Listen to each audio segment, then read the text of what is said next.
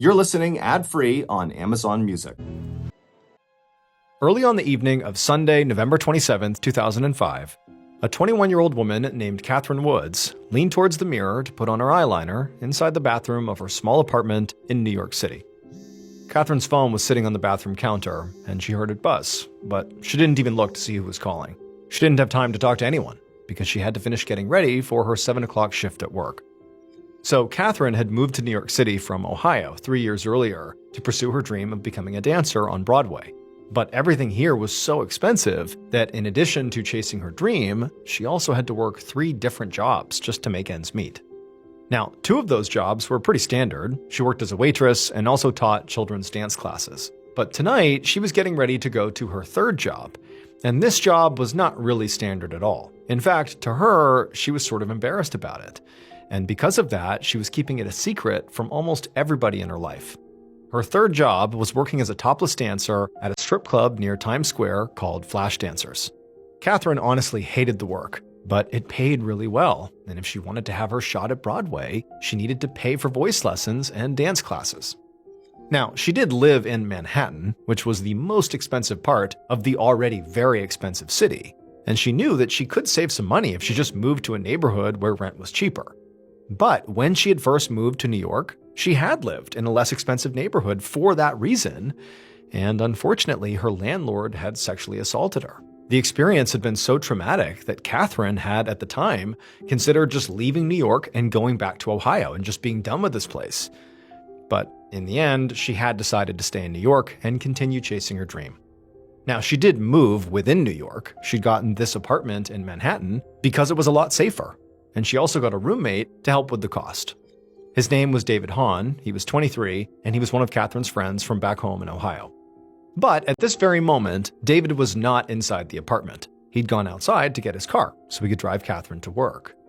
Catherine finished her makeup and left the bathroom, and as she walked through the living room, she stepped over a black dog that was sleeping on the floor. The dog was not Catherine's, and it actually was not David's either. David was a part-time dog sitter, so this dog was just staying with them while its owners were out of town. Just like Catherine, David also had a bunch of part-time jobs to help make ends meet. When he wasn't dog sitting, he worked as a doorman at a hotel just up the street from their apartment. Now, Catherine and David had actually been romantic at one point. They had dated for a little while, but these days they were just roommates, living together to split the bills. Although, secretly, Catherine did sometimes wonder if, maybe they should give it another shot to try being a couple again. Thanksgiving had been a few days ago, and instead of going home to Ohio like she usually did, Catherine had stayed in New York and celebrated with David, and it had been a really nice time. Plus, David knew about Catherine's 3rd job of working at Flash Dancers, and he didn't judge her for it, and Catherine felt like a lot of people did, so she liked that about him. But the biggest hurdle that Catherine could see to potentially rekindling their relationship was the fact that David disliked basically every man she met. Whether she was dating them or not, he just did not like them. Now, some of these guys, she could understand why David, didn't like them. Like there was this guy, Joe, that she had dated briefly, who really she'd only met because he was a patron of her strip club. But then there were people like Paul, who was a personal trainer at Catherine's gym, who she'd only seen off and on, and who was nothing but nice to David. And even though Paul and Catherine were not dating now and mostly just spoke on the phone periodically, David still insisted that Paul was a creep. He just did not like the guy. But for now, Catherine figured, you know what, I'm not going to figure out my entire romantic life. I just need to finish getting ready and go downstairs so she wouldn't keep David waiting. So Catherine went into her bedroom and began getting dressed. And that's when she heard that dog start barking at something in the living room. And so, curious, Catherine walked in that direction to see what was going on. A little while later, Catherine's roommate, David, walked quickly along the sidewalk to get his car, which was parked a ways up the street. He was out of breath by the time he reached it. He knew he had to hurry, so he jumped in and he drove back to the apartment building and he called Catherine as he pulled up out front. When she didn't answer, he threw on his hazards and he climbed back out to go into the building to go get her. And he had just made it up the flight of stairs that led to his 2nd floor apartment and he was going down the hallway when he saw something that made him come to an abrupt stop. It was that black dog that he was dog sitting. Somehow, it had gotten out of the apartment and was just standing there in the shared hallway outside of his apartment door. David blinked and then realized that his neighbor, a man he rarely interacted with named Brad Stewart, was standing right behind the dog. And Brad was holding a leash that was clearly clipped onto the dog's collar. For a second, Brad looked surprised, and David was just completely confused about why this guy had the dog that he was dog sitting on a leash. But then Brad told David that he had found the dog wandering around, recognized it as David's, and brought it back to his apartment. Brad said he had just knocked on David's apartment door, but so far nobody had answered. So at this point, David understood, why Brad has the dog. But he didn't know why the dog was out of the apartment in the first place. But he kept that to himself and just thanked Brad, took the leash, and then stepped over to the door of his apartment, number 2D. The apartment door was shut, but when he turned the handle, he found that it was unlocked. David couldn't remember if he had left it unlocked or not, so he just opened it, and he called out Catherine's name. But there was no answer, which was weird, so he stepped inside. Now, he didn't see Catherine, but he did see the door to her bedroom was slightly cracked open. So he walked over to it, and he called out to her again. And then when she didn't call back, he tried pushing her door open. But the door didn't really open. It instead swung maybe a few inches and then stopped. And David felt resistance on the other side, like something maybe on the ground was holding the door from opening all the way. And so now, with all these strange things happening, David's starting to feel pretty worried. And so the surge of adrenaline came over him, and he just shoved the door open, and he stuck his head in, and he looked inside. And when he saw what was in there, he immediately pulled back, turned around, ran into the hallway, and he called the police. A half an hour later, around 7:30 p.m., an NYPD detective named Stephen Getz walked up a flight of stairs at an apartment building in Manhattan. This part of the city was known to be extremely safe. Homicides never really happened here. But if the 911 caller had been telling the truth, Getz knew that a potential grisly murder scene was in fact waiting for him in apartment 2D.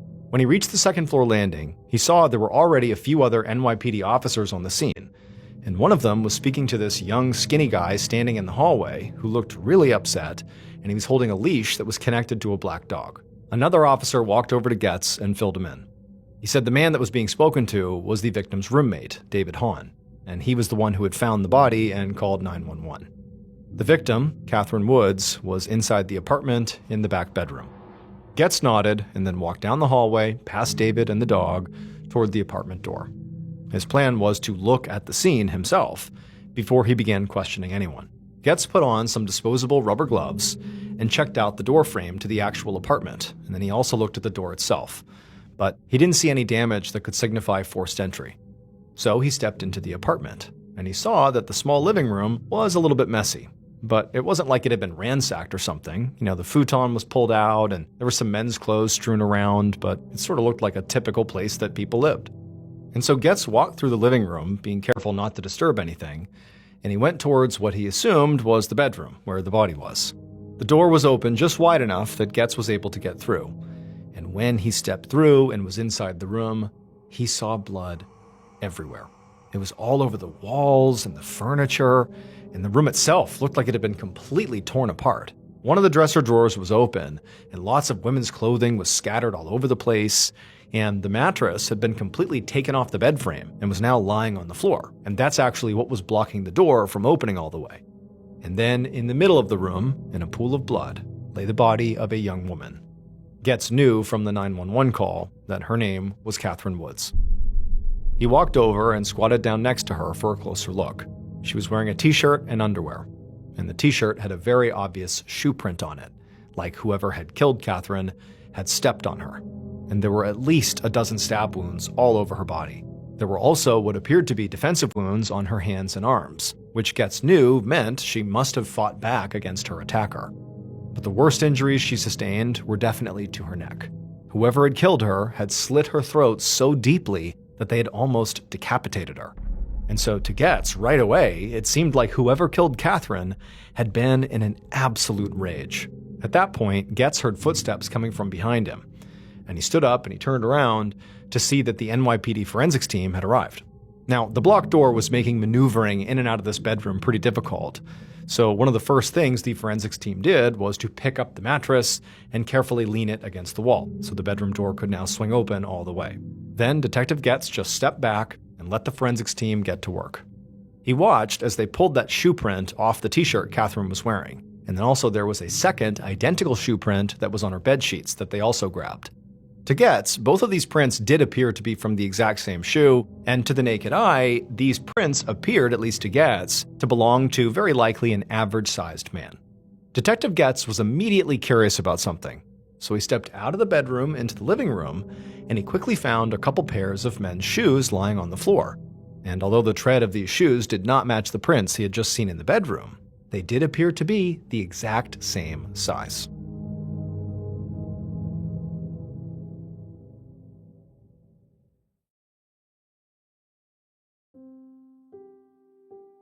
An hour later, at about 8:30 p.m. on November 27, 2005, Detective Getz sat down at a table inside of an interview room at the NYPD's 19th Precinct. And once he did, he handed a bottle of water across the table to David Hahn, the roommate of the murder victim, and Detective Getz' current number one suspect. There had been no sign of forced entry at the apartment that David and Catherine shared, which meant that Catherine's killer either had access to the apartment or was let inside by somebody who did. And the murder had been committed with a knife in a really savage way that struck Getz as being a personally motivated attack. Even though Catherine's bedroom had been trashed, nothing seemed to have been stolen, and because Catherine had been found partially undressed, there was potentially a sexual motive at play as well. So Getz's working theory here was that this murder was committed by a man who knew the victim well and had easy access to her living space. And David fit that profile to a T. Plus, he apparently wore the same size shoe as the killer. Although, as Detective Getz settled into his chair and brought out his notepad, he did a quick scan of David's forearms and his hands, and he saw that David had no visible cuts, scrapes, or bruises. The detective thought that Catherine's killer likely would have some injuries there because she had obviously been fighting for her life. She would have left a mark on them. But Getz didn't say anything about this to David. Instead, he just leaned forward and he asked David to walk him through what had happened that day. David's hands were shaking a bit, but he took a deep breath to calm himself, and he said that he had been at the apartment with Catherine that night until about 6:40 p.m. That was when he had left to go get his car so he could come back and drive Catherine to her 7 o'clock shift at Flash Dancers. But he said retrieving his car had taken longer than he expected, because on the way, he had run into some of his coworkers from his doorman job, and he had stopped to chat with them. He said after he had done that and he had gotten his car and he went back to the apartment, he had expected Catherine to be waiting outside by the curb. But when he got there, there was no sign of her, and she didn't answer when he called her.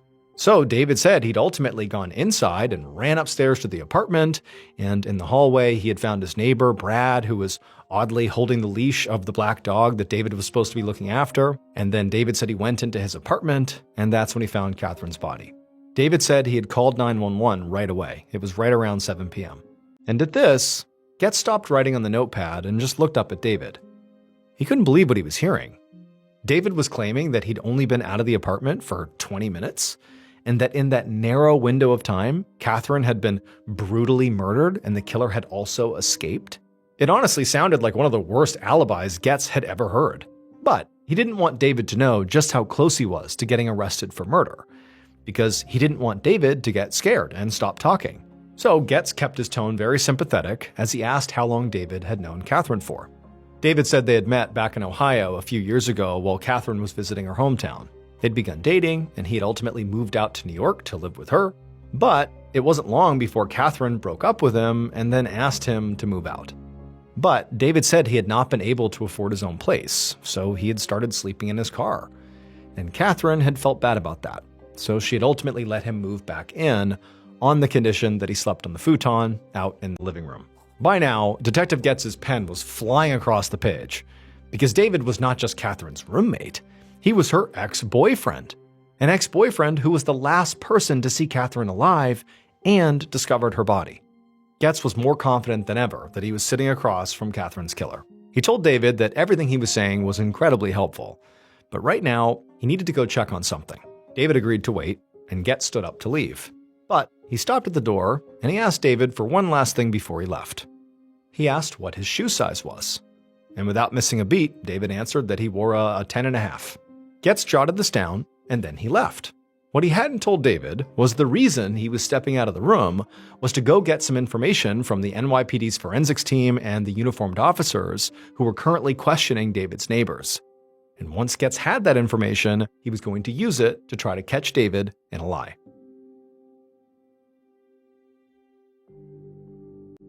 About 19 hours later, so about 3 p.m. the next day, Getz was sitting at his desk feeling completely exhausted, but was pounding yet another cup of coffee.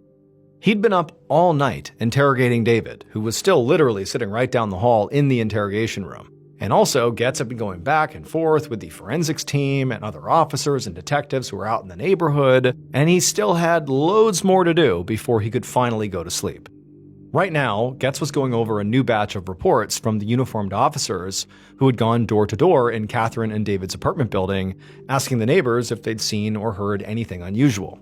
And just like Getz had hoped, the information they were getting did contradict pieces of David's story. David claimed that he had left the apartment at about 6:40 p.m.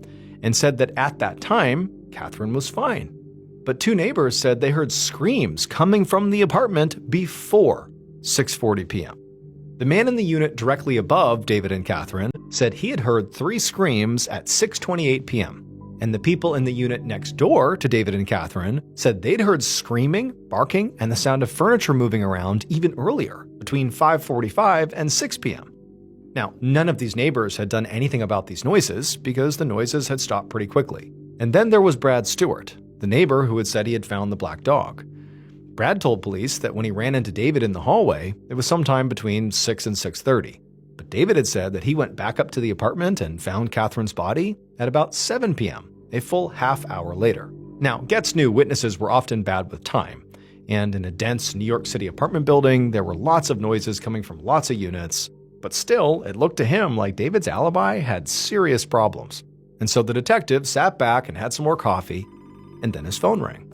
He picked it up, and it was the forensics team with an update about those shoe prints that were on Catherine's shirt and the bedsheets. And the prints were indeed left behind by a roughly average-sized man. They were a men's size 10.5. And this was the exact size Getz knew David wore. Getz thanked them, hung up the phone, and then rushed back to the interrogation room to have yet another chat with David Hahn. This time, though, Getz did not offer David a water. He just sat down and he confronted him with all these new facts. He told David that the killer's shoe prints were exactly his shoe size, that his neighbors had heard screams before David had supposedly left the building, and that Brad said he'd seen David in the hallway at least a half an hour earlier than David had claimed he was there.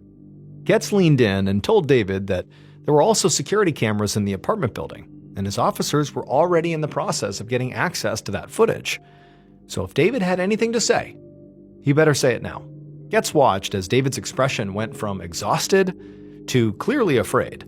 It seemed like this might be the first time that David realized the police truly did not believe his story.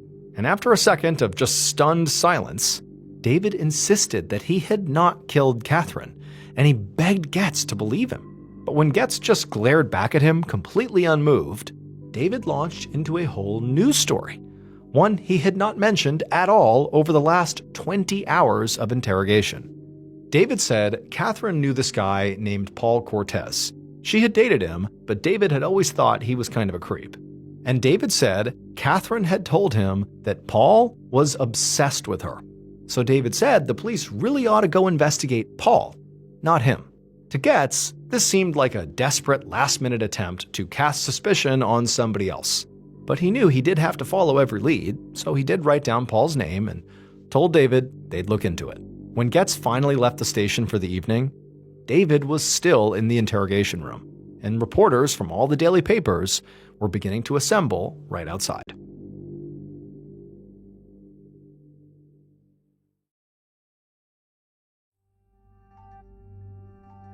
The following morning, the story of Catherine's murder and pictures of her smiling face were all over the news. The front page of the New York Daily News carried a headline that made Getz grimace. It read, "Secret Life of Slain Stripper." Inside, the article reported that Catherine's family hadn't known she was working as a topless dancer until they literally flew to the city from Ohio to collect her body. Getz skimmed the article at his desk. He wasn't convinced that Catherine's line of work had anything to do with her murder, but the papers seemed intent on running with it. And a media circus was like the last thing Getz wanted. His team was already under enough pressure to make an arrest as it was. And it was going to be even harder to do their jobs now that a bunch of tips were going to be flooding in from the public from all this media. Getz put down the newspaper, got up from his desk, and walked down the hall to the interrogation room. He'd finished the day yesterday feeling pretty confident that David was his murderer. So when he'd sent David home, he had given him instructions not to leave the city, because he intended to arrest David and soon. But first, Getz did need to follow up on the other leads he had, to hopefully rule them out. And one of those leads was sitting in the interrogation room right now waiting for him. It was Paul Cortez, the man that David had named, who officers had tracked down and brought in, the man who supposedly was obsessed with Catherine. As soon as Getz entered the room, the first thing he did was look at Paul's shoes, and he could see that they were a pretty typical size too.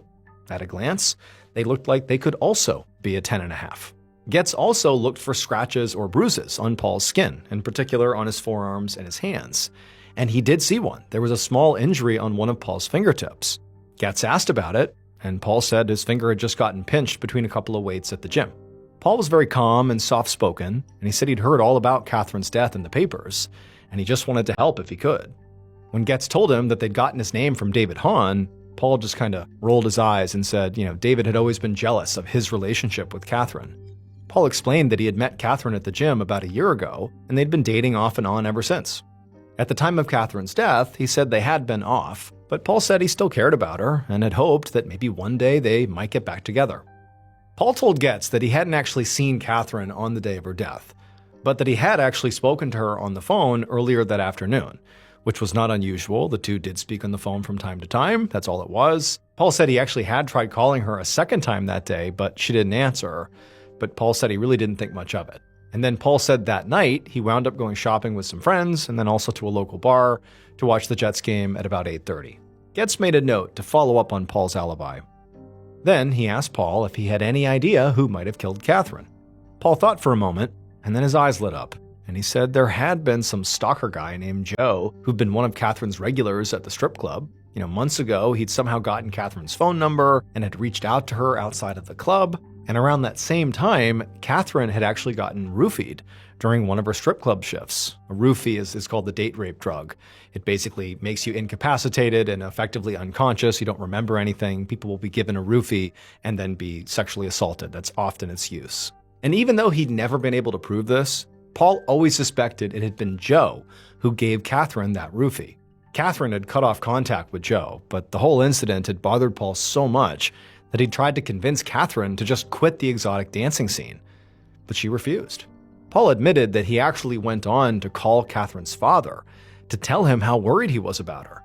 And Catherine had been so mad about that she stopped talking to Paul for weeks. And so Getz jotted all this down and then asked Paul if he knew how to get in touch with this guy Joe. Paul said he didn't have Joe's number, but it was definitely in Catherine's phone. Because the last time Paul ever spoke on the phone with Catherine, on the afternoon of her death, she had mentioned something that really surprised him.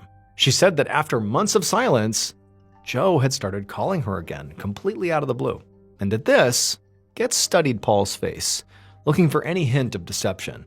This whole Joe story seemed like it might just be a way to deflect suspicion from Paul himself. But it really didn't feel like Paul was lying here.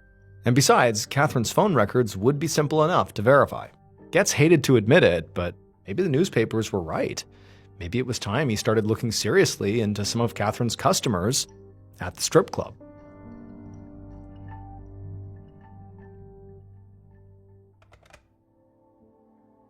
The following afternoon, on Wednesday, November 30th, Detective Getz was feeling really annoyed as he hung up the phone at his desk.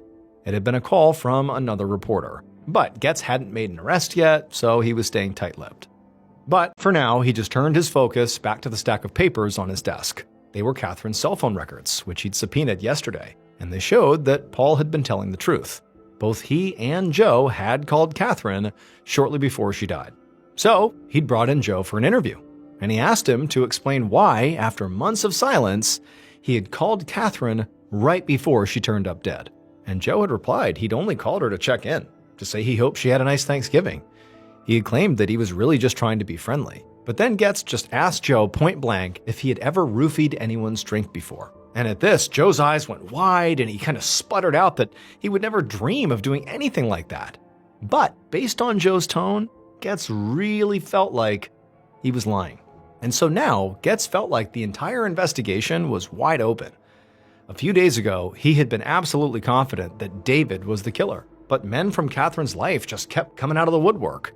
He now had 3 main suspects instead of just 1. In fact, at this point, his original suspect, David, was actually looking more innocent. Getz's officers had spoken to David's coworkers at the hotel where he worked as a doorman, and they confirmed that he really had stopped and talked to them on the evening of Catherine's death, just like he had claimed.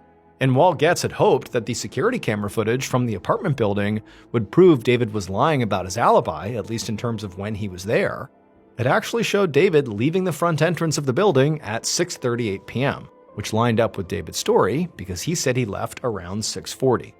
Now, this did not prove that David was innocent. Based on what the neighbors had heard, she could have been killed before 6:38, but there weren't a lot of cameras in the apartment building, and no angle covered the hallway outside of apartment 2D. So the footage couldn't prove one way or another, whether Brad Stewart, or anybody else for that matter, had gone into the apartment while David was gone. Just then, his phone rang. Getz reached for it, expecting it to be another reporter, but this time he was pleasantly surprised. It was a member of the forensics team, and there was this obvious excitement in their voice. He told Getz that they'd just discovered something big, something they completely missed during their first sweep of Catherine's apartment. The forensics team member explained that when they'd first entered Catherine's bedroom, they had taken that mattress that was stuck behind the door and propped it up against the wall to get it out of the way. But when they'd done that, the mattress had actually covered up something that was right there on the wall all along. A bloody handprint. It was not until a couple of days later, after they'd carefully gone over everything else in the room, that they moved the mattress back down onto the floor, and that's when they found the handprint. Getz's face lit up when he heard this news, because now he knew all he had to do was go get handprints from all of his suspects, which seemed like that would be pretty easy to do. But he quickly realized he had a problem, because some of his suspects had already lawyered up at this point, and they were refusing to speak with police, let alone hand over their prints. And Getz really could not force them to give their prints unless he arrested them. And so that meant Getz was now in this weird catch-22, because he needed the suspects' prints in order to make the arrest, but he also couldn't get their prints unless he arrested them. So at this point, the investigation kind of stalled out. Weeks went by, and Detective Getz started to get really frustrated because there was just nothing he could legally do to push the case forward.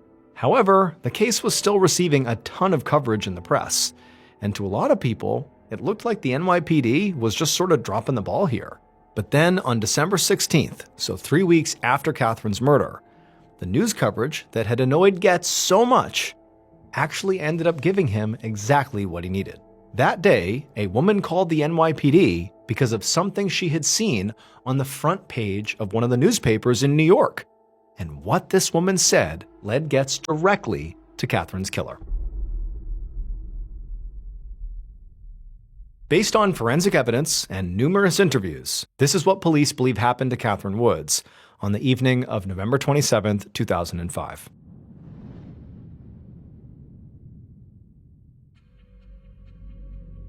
Shortly after 6:40 p.m., the killer climbed the stairs inside of Catherine's apartment building.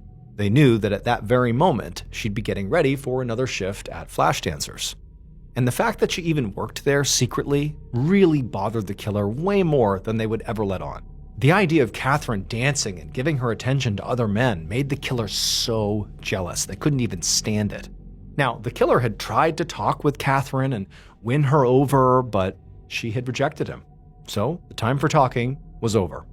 And so the killer quietly walked up to the door of apartment 2D and reached down and turned the handle, which was unlocked. As they slipped silently into the apartment, the killer brought out the knife that they had hidden inside of their sweatshirt. But then something they had not anticipated happened. There was this dog lying on the apartment floor that got up and began to bark at them. For a moment, the killer thought about just abandoning the plan and leaving, but then Catherine, alerted by the dog, came out of the bedroom and looked right at the killer and saw the knife in their hand. Catherine screamed and ran right back into her bedroom, the very bedroom that she had made explicitly off limits to the killer. And just thinking about that, the surge of anger suddenly overtook them, and the killer charged into the room after her. Catherine was already on the other side of the bed, lifting up the mattress as a sort of barricade. but the killer just forced their way past it and they grabbed Catherine from behind. But Catherine, she fought back. She began thrashing around, doing everything she could to break free.